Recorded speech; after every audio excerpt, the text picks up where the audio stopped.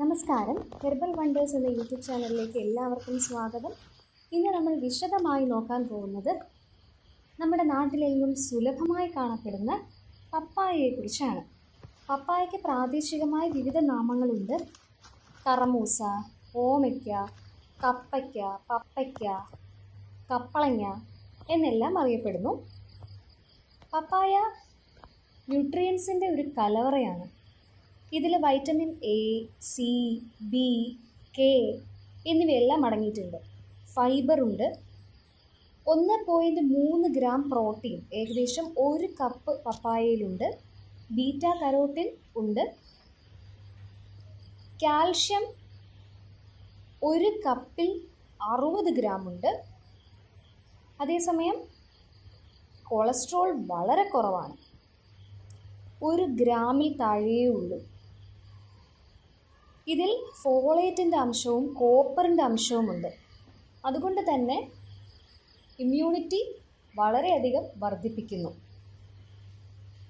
പപ്പായയുടെ ആരോഗ്യ ഗുണങ്ങൾ നമുക്ക് ലഘുവായി ഒന്ന് നോക്കാം. ഇത് ക്യാൻസറിനെ തടയുവാൻ ഏറ്റവും ഫലപ്രദമാണ്. പ്രത്യേകിച്ചും പാൻക്രിയാറ്റിക് ക്യാൻസർ, പിന്നെ ബ്രസ്റ്റ് ക്യാൻസർ, സ്തനാർബുദം വളരെയധികം കൂടിക്കൊണ്ടിരിക്കുകയാണ് ഇന്നത്തെ കാലഘട്ടത്തിൽ. അപ്പം നിത്യേന നിങ്ങളുടെ ഡയറ്റിൽ പപ്പായ ഉൾപ്പെടുത്തുകയാണെങ്കിൽ സ്തനാർബുദത്തിൽ നിന്ന് നിങ്ങൾക്ക് സുരക്ഷിതരായിരിക്കാം. പിന്നെ കൊളസ്ട്രോള് അലിയിച്ച് കളയാനുള്ള ശേഷിയുണ്ട്. ഡയബറ്റീസിന് വളരെ നല്ലതാണ്. ഡയബറ്റീസിനെ പ്രതിരോധിക്കാനും നല്ലതാണ്. ആർത്രൈറ്റിസിൻ്റെ അനുബന്ധ പ്രശ്നങ്ങൾ, വേദന, ഇവയ്ക്കൊക്കെ വളരെ നല്ലതാണ്. പിന്നെ ഡയറ്റിംഗ് ചെയ്യുന്നവർക്ക്, അമിതമായ ഭാരം കൊണ്ട് കഷ്ടപ്പെടുന്ന ആളുകൾക്കൊക്കെ പപ്പായ ഡെയിലി അവരുടെ ആഹാരത്തിൽ ഉൾപ്പെടുത്തുകയാണെങ്കിൽ അമിതമായി കെട്ടിക്കിടക്കുന്ന കൊഴുപ്പിനെയൊക്കെ പപ്പായ അലിയിച്ച് കളയും. ഇനി നമ്മൾ PCOD ഉള്ളവരാണെങ്കിൽ അവർക്കും വളരെ നല്ലതാണ്. നമുക്ക് ആയുർവേദത്തിൽ പറയുക എന്തൊക്കെയാണെന്ന് നോക്കാം. ഗ്രഹണി, അതായത് നമുക്കതിനെ ഇറിറ്റബിൾ ബൗൾ സിൻഡ്രോമായിട്ട് അതിനെ ഒന്ന് തട്ടിച്ച് പറയാം. ഇറിറ്റബിൾ ബൗൾ സിൻഡ്രോം എന്ന് പറഞ്ഞാൽ അപ്പോഴിപ്പോഴായിട്ട് നമുക്ക് ഒരു പ്രത്യേക പാറ്റേൺ ഇല്ലാതെ എന്തെങ്കിലും ഭക്ഷണം കഴിക്കുന്നത് വഴിയോ അല്ലാതെയോ ഒക്കെ വിശപ്പുണ്ടാവുകയും അമിതമായി കഴിക്കുകയും അതുപോലെ തന്നെ വിശപ്പ് ശമിക്കാതിരിക്കുകയും ചെയ്യും. പിന്നെ ബൗൾ മൂവ്മെൻറ്റ്സ് അതാണെങ്കിൽ വളരെ കൃത്യമല്ലാത്ത രീതിയിൽ പോവുകയും ചെയ്യും. പിന്നെ ഡൈജഷൻ ബുദ്ധിമുട്ട്, ദഹനം കൃത്യമല്ലാതിരിക്കുക, വയറിളക്കം, കൃമിയുടെ അസുഖം, ഈസ്ട്രജൻ കൂടുന്നത് കൊണ്ടുണ്ടാവുന്ന പല പല അസുഖങ്ങൾ, സ്ത്രീജന്യമായ അസുഖങ്ങൾക്കൊക്കെ ഇത് വളരെ നല്ലതാണ്. പിന്നെ മുഖകാന്തിക്ക് പപ്പായ ഉപയോഗിക്കും. ഇനി നമുക്ക് ഓരോന്നോരോന്നായി നോക്കാം. പപ്പായയുടെ ഇലയിൽ നിന്ന് തന്നെ നമുക്ക് തുടങ്ങാം. പപ്പായയുടെ ഇല കുക്ക് ചെയ്യേണ്ടത് ആവിയിലാണ്. ഇഡ്ഡലിത്തട്ടിൽ ആവി കയറ്റിയെടുക്കുക. അത് മൂത്ത ഇലയല്ല, തളിരില തന്നെ വേണം എടുക്കാൻ. അത് കുക്ക് ചെയ്ത് നമ്മൾ അതുപോലെ തന്നെ കഴിക്കുന്നതോ, അരിഞ്ഞിട്ട് അതിന് ടേസ്റ്റ് വേണ്ടിയവരാണെങ്കിൽ അതിനെ ചെറിയതായിട്ട് അരിഞ്ഞ് മെഴുക്ക് പുരട്ടി വെക്കുന്നത് പോലെ കഴിക്കാം. അല്ലെങ്കിൽ ഇളനീര് കുടിക്കാം. അങ്ങനെ കുടിക്കുന്നത് ജോണ്ടിസ്, മഞ്ഞപ്പിത്തത്തിന് വളരെയധികം നല്ലതാണ്. ഇതിൽ കാൽഷ്യമുണ്ട്, അയൺ ഉണ്ട് ഇലയിൽ, മഗ്നീഷ്യമുണ്ട്, പിന്നെ vitamin A, C, E, K എന്നിവയുണ്ട്. ഇതിൻ്റെ ഇല നമുക്ക് ഉണക്കി ചെറുതായിട്ട് ഒരു ചായയുടെയൊക്കെ ഇല പോലെ ആക്കിയിട്ട് നമുക്ക് ഉണക്കി ടിന്നിൽ സൂക്ഷിക്കാം. അത് നമ്മൾ ഇടയ്ക്കിടയ്ക്ക് കുടിക്കുന്നത്, ഇത് ഡെയിലി 1 തവണയോ 2 തവണയോ കുടിക്കുന്നത് പെപ്റ്റിക് അൾസറിന് വളരെ നല്ലതാണ്. പിന്നെ സ്റ്റൊമക്കിനുള്ളിലുള്ള പ്രശ്നങ്ങൾ, സ്റ്റൊമക്ക് ലൈനിങ്ങിനൊക്കെയുള്ള പ്രശ്നങ്ങളൊക്കെ ഉള്ളവരാണെന്നുണ്ടെങ്കിൽ തീർച്ചയായും ഈ ചായ കുടിക്കുന്നത് അവരെ ഈ അസുഖത്തിൽ നിന്ന് മോചിതരാക്കാൻ സഹായിക്കും. അസറ്റോജനിൻ എന്ന ഒരു പദാർത്ഥം ഇതിലുണ്ട്. അതാണ് നമ്മൾ മുൻപേ പറഞ്ഞതുപോലെ ബ്രസ്റ്റ് ക്യാൻസറിൽ നിന്നും അതുപോലെ ലങ് ക്യാൻസറിൽ നിന്നും സംരക്ഷിക്കുന്നതും അതുപോലെ തന്നെ അതിനെ പ്രതിരോധിക്കുകയും ചെയ്യും. നമുക്ക് ആ അവസ്ഥയുള്ളവരാണെന്നുണ്ടെങ്കിൽ അതിനും ഒരു ശമനം ഉണ്ടാക്കി തരും. തുടർച്ചയൊക്കെ ആണെന്നുണ്ടെങ്കിൽ ബ്രസ്റ്റ് ക്യാൻസറും ലങ് ക്യാൻസറും ഒക്കെ അതിൻ്റെ തുടക്കം ഉള്ളവർക്ക് ഇത് വളരെയധികം ഫലം ചെയ്യുന്നതാണ്.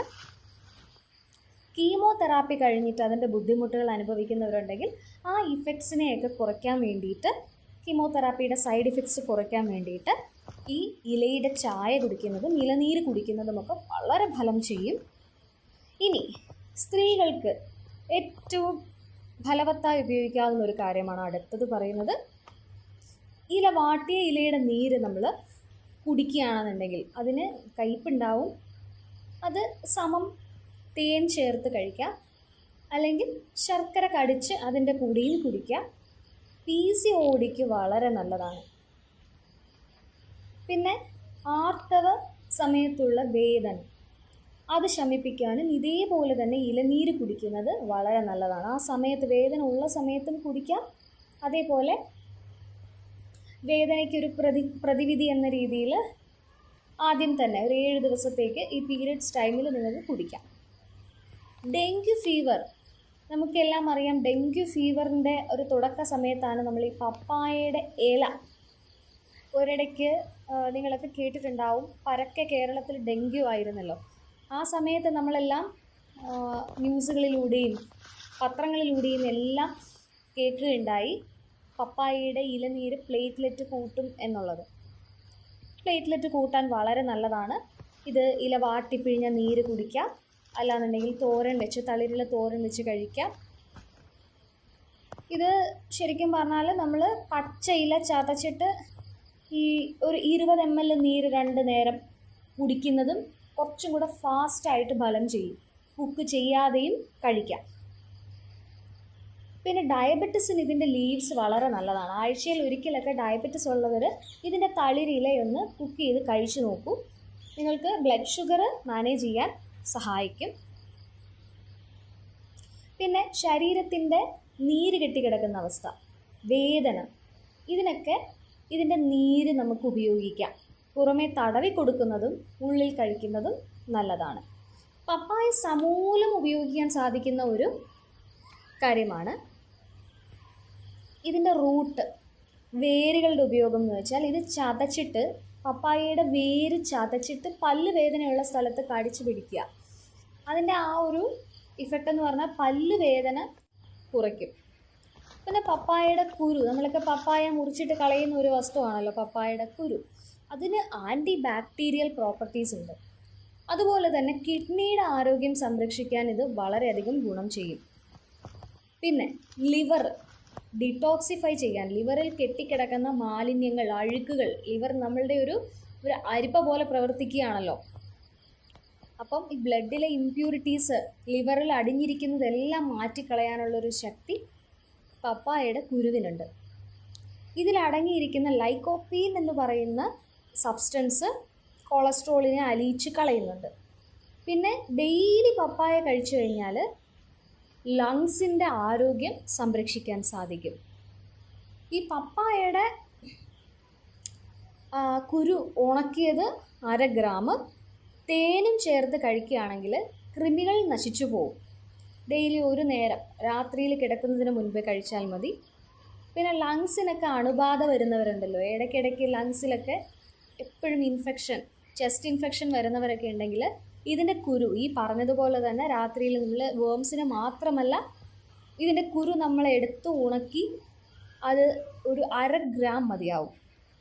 ആ 1/2 ഗ്രാം നമ്മൾ അതിൻ്റെ പൊടി എടുത്തിട്ട് കുറച്ച് തേനും മിക്സ് ചെയ്തിട്ട് കഴിക്കുകയാണെന്നുണ്ടെങ്കിൽ ചെസ്റ്റ് ഇൻഫെക്ഷൻ ഇടയ്ക്കിടയ്ക്ക് വരുന്നവർക്ക് അതിൽ നിന്നും രക്ഷ നേടാം.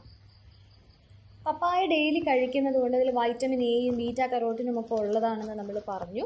അത് നമ്മളുടെ വിഷന് വളരെ നല്ലതാണ്. കാഴ്ചശക്തി മങ്ങാതെ പരിപാലിക്കുവാൻ ഈ പപ്പായയ്ക്ക് കഴിവുണ്ട്. ഒരു പപ്പായയിൽ ഏകദേശം നമ്മൾക്ക് വേണ്ടിയ വൈറ്റമിൻ സി ഉണ്ടല്ലോ, വൈറ്റമിൻ സിയുടെ 200% അതിൽ നിന്ന് തന്നെ കിട്ടും എന്നാണ് പറയുന്നത്. അപ്പം എത്ര ഔഷധ ഗുണങ്ങളാണ് നമ്മൾ പപ്പായയ്ക്ക് കാണുന്നത്. അപ്പോൾ പപ്പായ നമ്മൾ കിട്ടുമ്പോൾ ഒരിക്കലും നഷ്ടപ്പെടുത്താതെ അത്രയും അമൂല്യമായ ഒരു ഫലമാണ് പപ്പായ.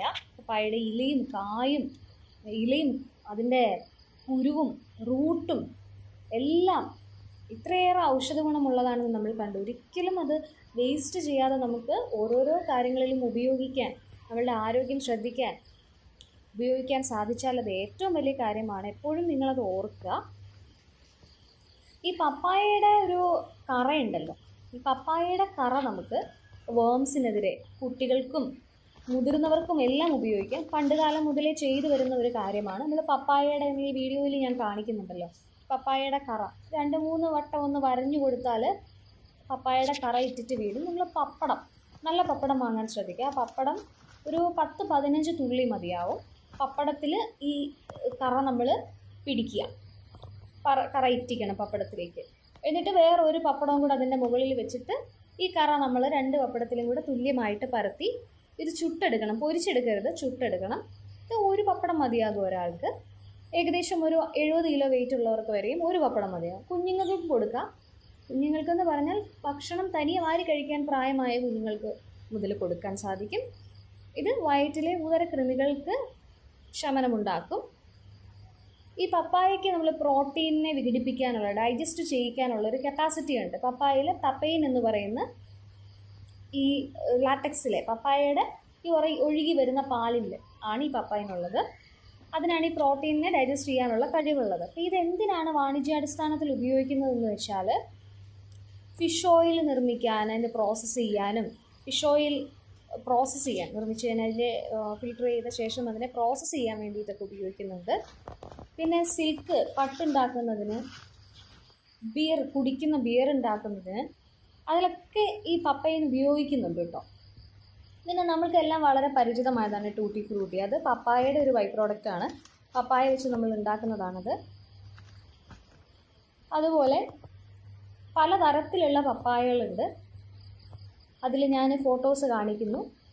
Coorg honey dew, Arkasurya, red lady, Washington papaya, പിന്നെ CO257 എന്നൊക്കെ പറയുന്ന രീതിയിൽ പലതരം വികസിപ്പിച്ചെടുത്ത പലയിനം പപ്പായകളുണ്ട്. അപ്പോൾ നമ്മൾ ഈ പപ്പായയിൽ ശ്രദ്ധിച്ചിട്ടുണ്ടാവും ആൺപൂവും പെൺപൂവും ഉണ്ട്. അപ്പോൾ നമ്മൾ ഈ ആൺപൂക്കളെ എല്ലാം മാറ്റിയിട്ട് നമ്മൾ വെട്ടി നിർത്തുക. പെൺപൂക്കൾ കൂടുതലായി നിർത്തുകയാണെന്നുണ്ടെങ്കിൽ കായകൾ ഉണ്ടാവുന്നതും വളരെയധികം കൂടും. ഏകദേശം നമ്മൾ പപ്പായ ഫാം ചെയ്യുന്നവരാണെന്നുണ്ടെങ്കിൽ ഫെബ്രുവരി മാർച്ച് സമയത്ത് വേണം തൈകൾ നട്ടുകൊടുക്കാൻ. പിന്നെ നമുക്ക് ഏകദേശം 1 ഏക്കറിൽ 1000 മുതൽ 1200 വരെ പപ്പായകൾ നടാൻ സാധിക്കും. നല്ല രീതിയിൽ പ്രൂൺ ചെയ്ത് നിർത്തുകയാണ്, പൊക്കം വയ്ക്കാതെ നിർത്തുകയാണെന്നുണ്ടെങ്കിൽ നമുക്ക് പറിക്കാൻ പാകത്തിന് തന്നെ ധാരാളം പപ്പായകൾ ഉണ്ടാവുന്ന പപ്പായ മരങ്ങൾ നമുക്ക് നിലനിർത്താൻ സാധിക്കും. അപ്പോൾ വീട്ടിൽ പപ്പായ ഉള്ളവർ ഇതെല്ലാം ശ്രദ്ധിക്കുക. ഇനി പപ്പായയുടെ മറ്റൊരു പ്രധാനപ്പെട്ട ഉപയോഗം ഞാൻ പറയാം. പപ്പായയുടെ പൾപ്പ് നന്നായി അരച്ച് അതിൽ തേനും ചേർത്ത് മുഖത്ത് പുരട്ടുകയാണെന്നുണ്ടെങ്കിൽ റിങ്കിൾസ് മാറുന്നതാണ്. മുഖത്തുള്ള ചുളിവുകൾ, കറുത്ത പാടുകൾ, മുഖത്തെ സൺ ടാൻ മാറാൻ വേണ്ടി വളരെ നല്ലതാണ് പപ്പായ. സ്കിൻ നല്ല ഫ്രഷും ബ്രൈറ്റനുമായിട്ടിരിക്കാൻ ഈ പപ്പായ സഹായിക്കും.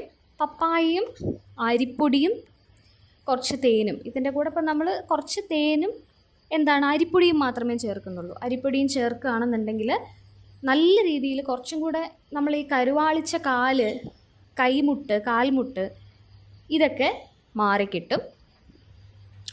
അപ്പോൾ പപ്പായ കഴിക്കുന്നതും പപ്പായ മുഖത്ത് തേക്കുന്നതും എത്രത്തോളം പ്രയോജനകരമാണ്. മലബന്ധമുള്ളവർക്കാണെങ്കിൽ പഴുത്ത പപ്പായ ഡെയിലി കഴിക്കുകയാണെന്നുണ്ടെങ്കിൽ മലബന്ധം മാറിക്കിട്ടും. അപ്പോൾ പ്രഗ്നൻ്റ് ആയിട്ടുള്ളവരാണെന്നുണ്ടെങ്കിൽ പപ്പായ പച്ചയ്ക്ക് കഴിക്കാതെ പഴുത്തത് മാത്രം കഴിക്കാൻ ശ്രദ്ധിക്കുക. അതെന്തുകൊണ്ടാണ് അങ്ങനെ പറയുന്നത് എന്ന് പറഞ്ഞു കഴിഞ്ഞാൽ പപ്പായയിലുള്ള നമ്മുടെ ഈ പപ്പൈൻ സെർവിക്കൽ അല്ലെങ്കിൽ യൂട്രൈൻ കൺട്രാക്ഷൻസ് കൊണ്ടുവരും. അപ്പം ഈ മസിൽ കൺട്രാക്ഷൻ ചിലപ്പോൾ പ്രിമച്വർ ലേബറിലേക്ക് എത്തിക്കാം. അപ്പം ഒരു 3 മാസം മുന്നേ ഒക്കെ ആണെന്നുണ്ടെങ്കിൽ ചിലപ്പം അബോർഷനിലേക്ക് എത്തിക്കും. അപ്പോൾ ഇത് വളരെ വലിയ ക്വാണ്ടിറ്റിയിലൊക്കെ ആണെങ്കിലാണ് നമുക്ക് ഈ പ്രശ്നങ്ങൾ ഉണ്ടാവുക. അതുകൊണ്ട് തന്നെ ഒരു മുൻകരുതൽ എന്ന വണ്ണമാണ് പപ്പായ കഴിക്കരുത് എന്ന് പറയുന്നത്. പഴുത്ത പപ്പായ കഴിക്കുന്നത് കൊണ്ട് ഗുണം മാത്രമേ ഉള്ളൂ, ദോഷമൊന്നുമില്ല. എന്ത് വസ്തുവും നമ്മൾ ഒരുപാട് കഴിക്കാതിരിക്കുക. പപ്പായ നല്ലതാണ് എന്ന് കേൾക്കുമ്പോൾ നമ്മൾ ഒരു ദിവസം ഭക്ഷണത്തിന് പകരം പപ്പായ മാത്രം കഴിക്കുക എന്നല്ല, അല്ലെ ഒരു നേരം ഭക്ഷണത്തിന് പകരം പപ്പായ മാത്രം കഴിക്കുക എന്നുമല്ല. എപ്പോഴും നമ്മളുടെ ആരോഗ്യം, നമ്മളുടെ ശൈലികൾ, ശീലങ്ങൾ ഒക്കെ നോക്കി വേണം ഒരാഹാരം പെർമനൻ്റായി നമ്മൾ എടുക്കാൻ വേണ്ടിയിട്ട്. അപ്പം മറ്റ് അസുഖങ്ങൾക്ക് മരുന്ന് കഴിക്കുന്നവരാണെങ്കിൽ അതിനനുസരിച്ച് വേണം നിങ്ങൾ പഴവർഗ്ഗങ്ങൾ സ്ഥിരമായി ഉപയോഗിക്കുവാൻ. ഇപ്പം ഡയബറ്റിസ് ഒക്കെ ഉള്ളവരാണെന്നുണ്ടെങ്കിൽ നിങ്ങൾ ഒരു നേരത്തെ ഫുഡ് പപ്പായ മാത്രമാക്കി കഴിഞ്ഞാൽ അത് ഗുണത്തേക്കാളേറെ ദോഷം മാത്രമേ ചെയ്യുള്ളൂ. അപ്പോൾ എപ്പോഴും അത് നമ്മളിപ്പം ഫുഡിൻ്റെ കൂടെ ഒരു ബൗൾ പപ്പായ കഴിക്കുന്നു, ഒരു പപ്പായ നിങ്ങൾ കഴിക്കുന്നു. എല്ലാ ദിവസവും നമ്മൾ മറ്റ് ഫൈബർ അടങ്ങിയ മറ്റ് ആഹാരങ്ങളുടെ കൂടെ പപ്പായയും കൂടെ കഴിക്കുകയാണെന്നുണ്ടെങ്കിൽ അത് വളരെ നല്ലതായിരിക്കും. പപ്പായ മാത്രമായിട്ട് 3 നേരം കഴിക്കുക എന്ന് പറയുമ്പം അതൊരു സ്യൂട്ടബിൾ ആയിട്ടുള്ളൊരു കാര്യമായി ഞാൻ പറയുന്നില്ല. നമ്മളുടെ മനുഷ്യ ശരീരത്തിന് അത് സാധിക്കും. പഴങ്ങൾ മാത്രം നമുക്ക് കഴിച്ചുകൊണ്ട് ജീവിക്കാൻ സാധിക്കും. പക്ഷേ നമ്മളുടെ ശരീരം ഇപ്പോൾ നിലനിൽക്കുന്നതെന്ന് പറഞ്ഞാൽ നമ്മൾ തുടർന്ന് വന്നിരിക്കുന്ന ശീലങ്ങൾക്കനുസരിച്ചാണ്. അപ്പോൾ നമ്മളുടെ ബോഡി പിടിച്ച് നിൽക്കണമെന്നുണ്ടെങ്കിൽ നമ്മൾ സ്ഥിരമായി ശീലിക്കുന്ന കാര്യങ്ങൾ ഫോളോ ചെയ്ത് വന്നേ പറ്റൂ. അപ്പോൾ ഒരു കാര്യം, നമ്മളിപ്പം ചായ കുടിക്കുന്നവരാണെങ്കിൽ ചായ നല്ലതല്ല എന്ന് നമ്മൾ മനസ്സിലാക്കുകയാണ്. ചായയിൽ നമ്മൾ പലതരത്തിലുള്ള വിഷപദാർത്ഥങ്ങൾ അടിച്ചാണ് എടുക്കുന്നത്. അപ്പം ചായ വളരെ ഡേഞ്ചറസ് ആണ് ബോഡിക്ക്.